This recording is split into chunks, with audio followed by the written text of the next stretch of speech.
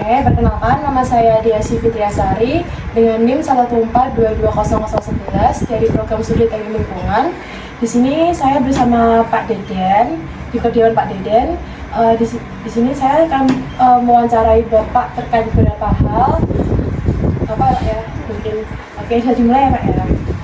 Pertama saya mau tanya nih Pak, gimana sih Pak aktivitas atau kegiatan Bapak sehari-hari di sini tuh ngapain aja gitu? Oh gitu. Sebenarnya saya perkenalkan, nama saya Deden Abdullah. Saya udah tinggal di sini sekitar 9 tahunan ya. 9 tahunan dan masyarakat di sini alhamdulillah inklusif semua, dalam arti bisa menerima teman-teman kita tunanetra dalam kegiatan bermasyarakat, sampai kalau ada kegiatan seperti ganti siaga gitu. Terus ada KTB, komunitas tangkap bencana Pantian, kita bisa ikut kegiatan itu, serta ada kegiatan masyarakat yang lain tentunya. Sebenarnya Bapak itu asli orang Jogja atau perantauan? Bapak saya orang Lombok, nama saya Bogor. Gitu. Saya di sini awalnya kuliah di Universitas Sokraminotos. Iya. Terus semester 5 saya keluar ya, karena apa ya istilahnya, pertama memang cita-cita awal kuliah, tapi ya kita tahu bersama kadang-kadang kalau udah berjalannya waktu terkadang nggak sesuai dengan apa yang kita harapkan gitu ya. Nah, terus di sini saya aktivitas dari awal saya di Jogja di Mariupol itu, cari untuk biaya kuliah sampai saya bisa sekolahin beberapa anak untuk masukkan kembali ke sekolah di Mariupol dan Jogja yang lain.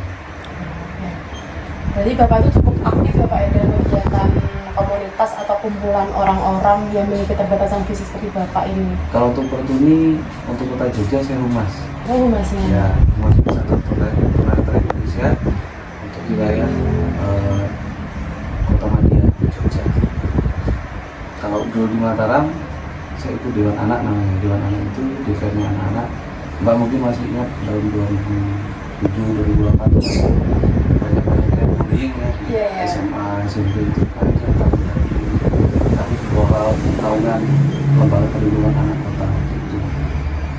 Terus menurut Bapak tuh pandangan Bapak terhadap orang-orang apabila apa sih di tempat atau layanan COVID itu seperti apa sih Pak? Mungkin orang-orang memandangi Bapak atau mungkin Bapak memandangi mereka gitu? Sebenarnya kalau untuk di tempat publik, kalau pengalaman saya kemarin ngurus KTP ya, perpindahan dari Moksi itu mungkin untuk kepengurusan, yang penting kita itu kalau ke wali kota atau ke tempat-tempat publik lain, kita sendiri kan otomatis sudah ada pelayanannya ya Pak ya. Tapi kalau didampingi nanti kita juga pelayanannya sama seperti yang lain. Jadi kita tidak mendapatkan pelayanan khususnya. Makanya saya lebih memilih sendiri kalau misalnya ke tempat-tempat publik, apalagi kalau misalnya pas pulang Lombok dari pesawat itu ada pelayanan yang khusus gitu. Jadi apa ya, misalnya kayak 4 menit atau 5 menit sebelum penumpang ke pesawat kita sudah diantar duluan. Jadi begitu juga begitu kita nyampe, penumpang turun juga, nanti kita sampai depan pintu kedatangan. Berarti layanan publik sudah memperlakukan dengan baik lah Pak ya di saat ini? Untuk pelayanan publik yang negeri, mungkin kita masih merasakan itu ya. Tapi kalau swasta ada juga yang belum paham tentang kami, dan juga banyak masyarakat yang belum mengerti jalan-jalan aksesibilitas. Mungkin Mbak lihat di Malioboro ada garis-garis yang dijalankan teman-teman. Nah itu kadang-kadang saya sering testimoni dan teman-teman yang awas, ada jawabannya, oh mungkin itu memang sudah tata kelolanya di trotoar seperti itu. Oh mungkin itu untuk mempercantik trotoar, atau memang desainnya seperti itu. Jadi dari situ saya ngambil apa ya, saya pikir oh berarti memang banyak sekali masyarakat kita yang belum ngerti ini.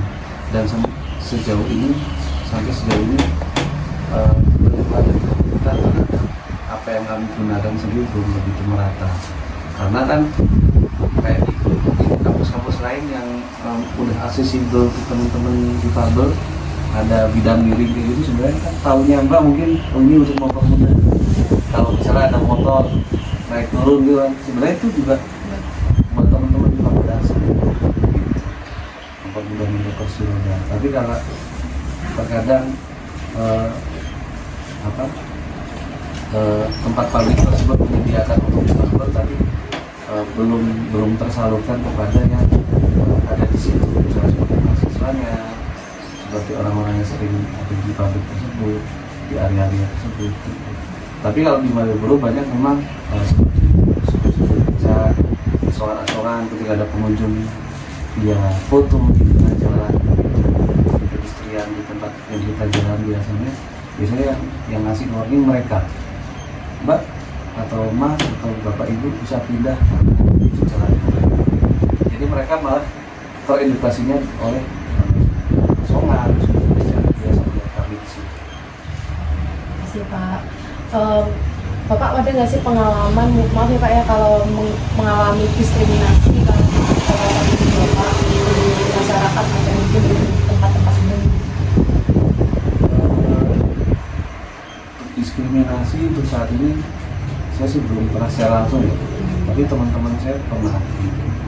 Tapi kalau saya selama ini nggak tahu sih kalau di belakang kita kan, tapi kalau di depan secara langsung kita nggak tahu. Untuk dalam hal diskriminasi mungkin pelayanan atau, tapi selama saya rasakan di sini mereka aware aja. Seperti kayak misalnya ngantar istri cek ke puskesmas itu, yang penting seperti saya bilang tadi, kita datangnya sendiri tanpa didampingi. Itu pun nanti sudah ada yang membantu, sudah ada yang mendapatkan, bahkan ambil obat di pengobatan pun nanti kita diambilkan, kita tinggal masuk aja di situ. Terima kasih Pak. Mungkin tadi kan Bapak ngasih tahu kalau Bapak asli dari orang Lombok nih. Nah, Bapak pernah nggak sih mengalami bencana di Lombok atau mungkin di Jogja ini, dan ceritain aja Pak gimana Bapak menghadapi situasi bencana tersebut, bencana alam maupun bencana lainnya. Untuk bencana sebenarnya saya istilahnya waktu Jogja gempa saya masih di Lombok, begitu juga sebaliknya waktu Lombok gempa sudah di sini. Jadi dampak yang secara langsung itu jangan sampai ya alhamdulillah belum pernah. Cuman kalau untuk gempa kecil magnitudonya seperti 5 kayak gitu, saya sempat pernah waktu itu subuh sekitar tahun 2004-an di Lombok gitu. Jadi seperti yang saya bilang tadi malam, teman-teman itu atau kita sebagai public veteran rata-rata kita menghafal lingkungan kita di mana kita berada. Dari awal di rumah, oh ini jalan akses keluar paling cepat melewati.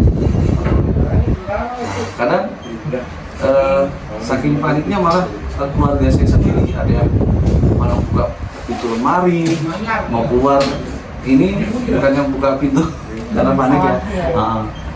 Tapi untuk sementara ini sampai yang besar belum, karena itu tadi sudah saya bilang, begitu Jogja gempa saya masih di Lombok, begitu Lombok gempa saya di Jogja. Terima kasih Pak.